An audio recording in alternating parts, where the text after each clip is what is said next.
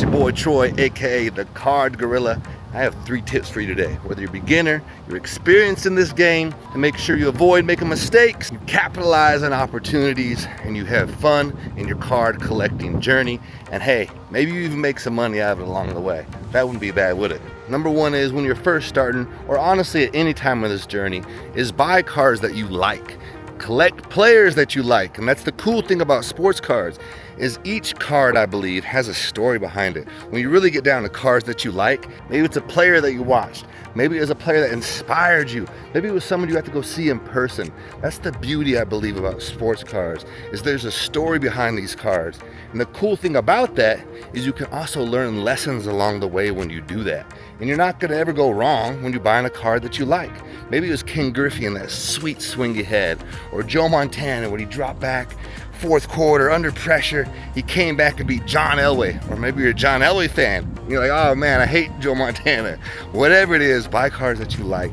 I think that's gonna help you a lot along your journey. But that brings us to point number 2, and that is to buy the GOATs. And of course, you're probably thinking, man, I'd love to buy the GOATs, Troy, but they're so expensive. A lot of them are. Obviously, you go buy a Michael Jordan 10 or Kobe Bryant 10 and some nice refractor card or a rookie card. It's gonna probably be out of your initial budget. Or maybe you're even in the game for a long time and it's still out of your budget. Totally cool, understandable. But I want you to look at it like this. What if you found a similar card, the same card, in a PSA 6, let's say? Well, right now, that's probably closer to where your budget might be. And you might be thinking, man, I don't know if I want a PSA 6 of this card. But I would tell you to just rewind that clock a little bit and look a little bit further back and look at some of what we call the vintage players now. The Mickey Mantles, the Roberto Clementes, players like that. If you have a PSA 4 or a 6 in those cards, that's a lot of money. Those are high value cards. And I believe, and of course the situation is a little bit different because people took care of those cards differently, all that stuff.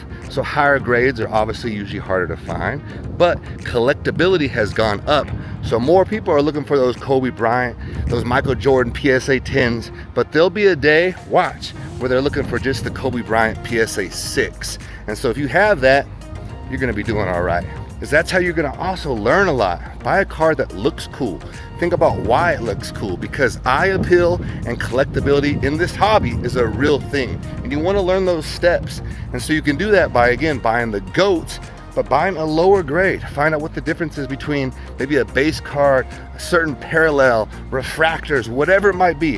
Why people collect Topps Chrome over Topps Heritage, whatever it is. There's all kinds of stuff that you can learn about cards just by buying the players that you like, the players that have already built a legacy.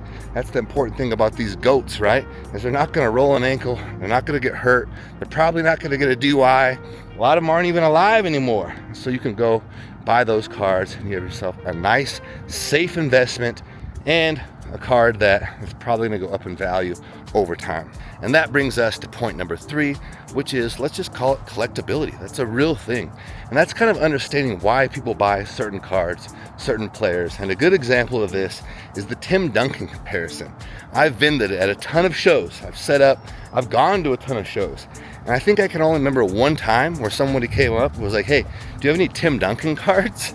But I've had multiple shows where people came up and asked for Jason White Chocolate Williams or Johnny Manziel or Tim Tebow. And I know what you're thinking. A lot of these guys barely had careers. True, but they had something unique about them. And again, that's the thing about sports cards, is there's a story behind the card. And so if you can tie that story in, you'll understand more about collectability. You'll also understand why sometimes maybe a great defensive player, I don't know, I'm trying to think of someone good. Name any good standout defensive player. The reality is a lot of good defensive players, very low collectability for some reason. But if you have even a good offensive player, a good receiver, chances are, or a good quarterback, not even a great one sometimes, the collectability is probably going to be pretty high. Because, hey, we all like points, right? So it's usually the people that score the points, get the most notoriety, their name gets remembered. And if you match that with a really cool card that has good eye appeal, well, guess what? Now you just understood collectability.